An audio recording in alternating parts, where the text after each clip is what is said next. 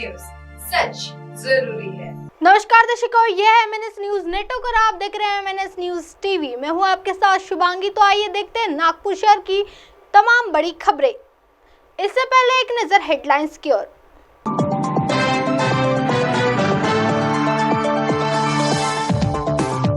बाबा साहेब आम्बेडकर सामाजिक समानता और आर्थिक समता के प्रेरणा स्रोत, नितिन गडकरी। वायनाड में राहुल गांधी ने उठाया भाषा का मुद्दा, बोले ये कोई थोपने की चीज नहीं। तिहाड़ जेल पहुंचे पंजाब के सीएम भगवंत मान, अरविंद केजरीवाल से करेंगे मुलाकात। आइए देखते हैं खबरें विस्तार से। बाबा साहेब आम्बेडकर सामाजिक समानता और आर्थिक समता के प्रेरणा स्रोत, नितिन गडकरी।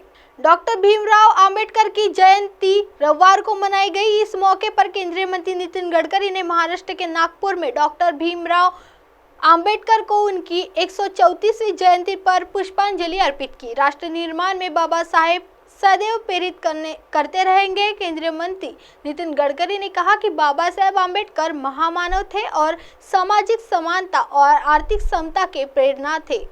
वह संविधान के मुख्य निर्माता थे और संविधान हम सभी को बहुत प्रिय है। मुझे विश्वास है कि राष्ट्र निर्माण में बाबा साहेब हमें सदैव प्रेरित करते रहेंगे।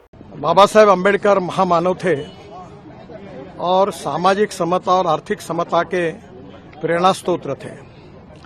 आज हमारे समाज में जातीयता, सांप्रदायिकता, अस्पृश्यता समूल नष्ट होनी चाहिए। कोई भी व्यक्ति उसकी जात, पंथ, धर्म, भाषा और सेक्स से बड़ा नहीं होता, उसके गुणों से बड़ा होता है। और बाबा साहब का ये सपना हमारे समाज में आर्थिक समता और सामाजिक समता प्रस्तावित करके ही पूरा होगा। वो संविधान के निर्माते थे और संविधान जो है वो हम सब के लिए बहुत ही आत्मा जैसा प्रिय है। और इसलिए संविधान के जो साइलेंट फीचर्स है, जिसमें लोकतंत्र है, समाजवाद है, धर्मनिरपेक्षता है, फंडामेंटल राइट है, फ्रीडम ऑफ स्पीच है, इसको न कोई बदल सकता। ये जो मूल तत्वों को, ये हमारी सबकी बाबा साहब ने दी हुई देन है। और निश्चित रूप से मुझे विश्वास है कि राष्ट्र के निर्माण में बाबा साहब हमें सतत प्रेरणा देते रहे। आइए बढ़ते हैं अगली खबर की ओर। वायनाड में राहुल गांधी ने उठाया भाषा का मुद्दा, बोले ये कोई थोपने की चीज नहीं। लोकसभा चुनाव को लेकर प्रचार प्रसार पूरे चरम पर है। पहले फेज की वोटिंग में अब कुछ दिन ही बाकी रह गए हैं। ऐसे में नेताओं ने पूरी ताकत झोंक रखी है। आज यानी सोमवार को देश के दो बड़े नेता पीएम मोदी और कांग्रेस सांसद राहुल गांधी केरल के चुनावी रण में उतरे हैं। वायनाड लोकसभा सीट से उम्मीदवार राहुल गांधी ने जनसभा को संबोधित करते हुए केंद्र पर जोरदार हमला बोला।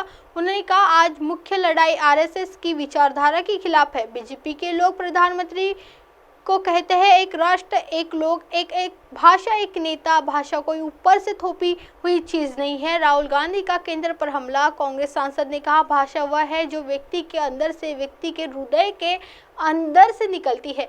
केरल के किसी व्यक्ति को यह कहना कि आप भाषा हिंदी से कमतर है, केरल के लोगों के लिए यह अपमान है। यह विचार कि भारत में केवल एक ही नेता होना चाहिए हर युवा भारतीय का अपमान है। वायनाड का हर व्यक्ति मेरे लिए परिवार जैसा है। राहुल गांधी ने आगे कहा मैं वायनाड के सभी लोगों को उस प्यार और स्नेह के लिए धन्यवाद देना चाहता हूं जो वे मुझे हर समय देते हैं। जब मैं कहता हूं कि वायनाड के लोग मेरा परिवार है तो मेरा मतलब है कि वायनाड का हर व्यक्ति मेरे लिए परिवार जैसा है। Today, the main fight is against the ideology of the RSS and the ideology of the Congress Party. ഇന്ന് ഈ രാജ്യത്ത് നടന്നുകൊണ്ടിരിക്കുന്ന ഏറ്റവും വലിയ പോരാട്ടം എന്ന് പറയുന്നത് ആർഎസ്എസിന്റെ പ്രത്യയശാസ്ത്രവും ഇന്ത്യൻ നാഷണൽ കോൺഗ്രസിന്റെ പ്രത്യയശാസ്ത്രവും തമ്മിലുള്ള പോരാട്ടമാണ്. And I want to explain a little bit about how I see this fight. ഈ പോരാട്ടത്തെ ഞാൻ എങ്ങനെയാണ് കാണുന്നത് എന്ന് നിങ്ങളോട് ഞാൻ അല്പം വിശദീകരിക്കാൻ ആഗ്രഹിക്കുന്നു. So the BJP people, the Prime Minister, they say one nation, one people, one language, one leader. പ്രധാനമന്ത്രിയും ബിജെപിയും പറയുന്നത് എന്താണ്?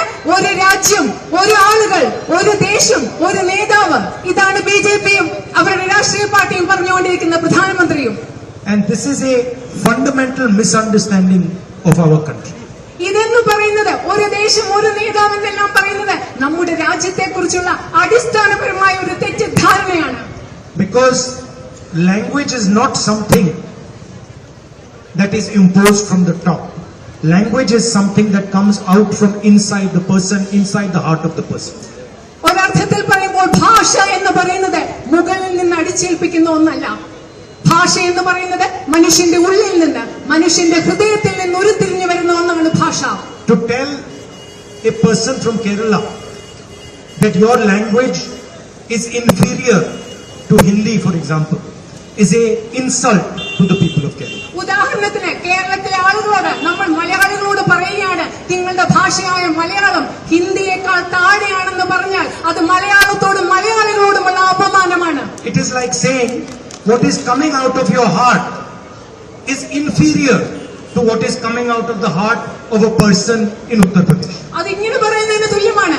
മലയാളികളുടെ ഹൃദയത്തിൽ നിന്ന് വരുന്ന ഒരു കാര്യം, മലയാളികളുടെ ഹൃദയത്തിൽ വരുന്ന ഭാഷ, അത് ഉത്തർപ്രദേശിലുള്ള ഒരാളുടെ മനസ്സിൽ നിന്ന് വരുന്ന ഭാഷയെക്കാളും അതിനേക്കാളും താണതാണെന്ന് നിങ്ങളോട് പറയുന്നതിന് തുല്യമാണ്. Malayalam is not just a language, it is your link to your civilization. Malayalam എന്ന് പറയുന്നത് കേവലം ഒരു ഭാഷ മാത്രമല്ല. മലയാളം എന്ന് പറയുന്നത് കേരളത്തിന്റെ സംസ്കാരത്തോടെ, കേരളത്തിന്റെ നാഗരികതയോടെ മലയാളികൾക്കുള്ള ബന്ധമാണ്. When a child is taught Malayalam, he is not just being taught how to speak, he is being taught the history of Kerala, the culture of Kerala, the affection, the respect of Kerala. That's what he is being taught. ഒരു കുഞ്ഞിനെ നമ്മൾ ഉദാഹരണത്തിന് മലയാളം പഠിപ്പിക്കുമ്പോൾ ആ കുഞ്ഞിനെ വെറും ഒരു ഭാഷ മാത്രമല്ല നമ്മൾ പഠിപ്പിക്കുന്നത്. കേരളത്തിന്റെ ചരിത്രമാണ് നമ്മൾ ആ കുഞ്ഞിനെ പഠിപ്പിക്കുന്നത്. കേരളത്തിന്റെ സംസ്കാരമാണ് നമ്മൾ ആ കുഞ്ഞിനെ പഠിപ്പിക്കുന്നത്. മറ്റുള്ളവരോട് കേരളത്തിനുള്ള ബഹുമാനവും സ്നേഹവുമാണ് മലയാള ഭാഷ പഠിപ്പിക്കുന്നതിലൂടെ നമ്മുടെ കുഞ്ഞുങ്ങളെ നമ്മൾ പഠിപ്പിക്കുന്നത്. So he is not just being taught how to speak, he is being taught how to listen, he is being taught how to believe, he is being taught how to respect. These are all things that come out of communication of the language. ഒരു കുഞ്ഞിനെ നമ്മൾ മലയാളം പഠിപ്പിക്കുമ്പോൾ ആ ഭാഷ സംസ്കരിക്കാൻ മാത്രമല്ല നമ്മൾ പഠിപ്പിക്കുന്നത്, ആ കുഞ്ഞിനെ കേൾക്കാൻ നമ്മൾ പഠിപ്പിക്കുകയാണ്, ആ കുഞ്ഞിനെ ബഹുമാനിക്കാൻ നമ്മൾ പഠിപ്പിക്കുകയാണ്. ഭാഷയിലൂടെ ആശയവിനിമയം മാത്രമല്ല, മറ്റുള്ളവരെ ബഹുമാനിക്കൽ, മറ്റുള്ളവരെ കേൾക്കൽ, സംസ്കാരം പഠിക്കൽ, ഇതെല്ലാമാണ് ഭാഷയിലൂടെ നമ്മൾ പഠിപ്പിക്കുന്നത്. It is the same for history, it is the same for culture, it is the same for religion, it is the same for language. These things emerge from inside a person. ഇത് ഭാഷയുടെ കാര്യത്തിൽ മാത്രമല്ല, ചരിത്രമാകട്ടെ, സംസ്കാരമാകട്ടെ, മതമാകട്ടെ, എല്ലാം ഉരുത്തിരിഞ്ഞു വരുന്നത്, ഉത്ഭവിച്ചു വരുന്നത് മനുഷ്യന്റെ ഹൃദയത്തിൽ നിന്നാണ്. It is like looking at a bouquet of flowers and telling the red rose that we don't like that you are red, we want you to be white. ഇത് പൂക്കളെല്ലാം നിറഞ്ഞ ഒരു ബൊക്കയിൽ നോക്കി പറയുകയാണ്, ചുവന്ന പൂവിനോട് നോക്കി പറയുകയാണ്, ഞങ്ങൾ നിങ്ങളെ ചുവന്ന പൂവായി കാണാൻ ആഗ്രഹിക്കുന്നില്ല, നിങ്ങൾ മറ്റു നിറത്തിലേക്ക് മാറണം എന്നൊരു ചുവന്ന പൂവിനോട് നോക്കി പറയുന്നത് പോലെയാണ് അനേകം ഭാഷകളുടെ കൂട്ടത്തിൽ ഒരു ഭാഷ മറ്റു ഭാഷയേക്കാൾ ചെറുതാണ്, മോശമാണെന്ന് പറയുന്നത്. It is like saying to a bouquet of flowers that we want every flower to be white. We don't want red flowers, we don't want purple flowers, we don't want yellow flowers, we just want white flowers. ഒരു ബൊക്കയിൽ നോക്കി പറയുകയാണ്, എല്ലാ പുഷ്പങ്ങളോടും പറയുകയാണ്, നിങ്ങൾ എല്ലാം വെള്ള കളറിലാകണം, ഞങ്ങൾക്ക് ചുവന്ന നിറം വേണ്ട, പച്ച നിറം വേണ്ട, എല്ലാ കളറുകളും വെള്ള കളറിലാകണം എന്ന ഒരു ബൊക്കയിൽ നോക്കി പറയുന്നത് പോലെയാണ് എല്ലാ ഭാഷകളും മാറ്റി ഒരേ ഭാഷ മാത്രം മതി എന്ന് പറയുന്നത്. And India is like a bouquet of flowers. India എന്ന് പറയുന്നത് വിവിധ നിറങ്ങളിലുള്ള വിവിധ പുഷ്പങ്ങൾ ചേർന്ന ഒരു ബൊക്കെ പോലെയാണ്. And every flower has to be respected because every flower promotes the beauty of the bouquet. അതിലെ ഇന്ത്യ എന്ന് പറയുന്ന വിവിധ വർണ്ണങ്ങളിലുള്ള പൂക്കൾ ചേർന്ന ഈ ബൊക്കയിലെ ഓരോ പൂവും ബഹുമാനിക്കപ്പെടണം. കാരണം ഇതിലെ വിവിധ നിറത്തിലുള്ള ഓരോ പൂവും ആ ബൊക്കയുടെ സൗന്ദര്യം കൂട്ടുന്നത് പോലെ ഈ രാജ്യത്തിന്റെ സൗന്ദര്യവും കൂട്ടുന്നു. And this idea that India should have only one leader is an insult to every single young Indian person.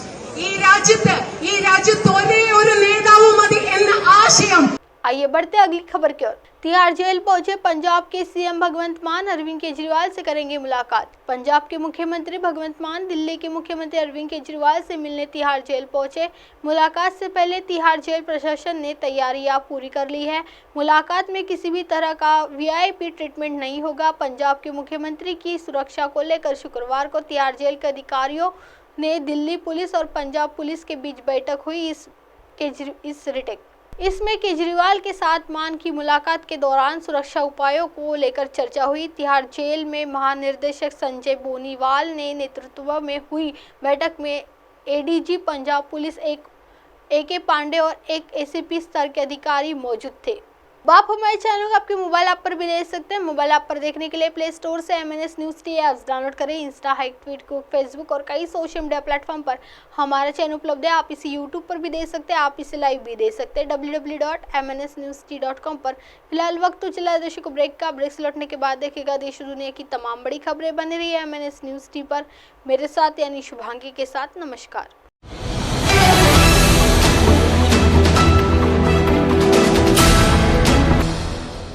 ये है MNS न्यूज नेटवर्क और आप देख रहे हैं MNS न्यूज।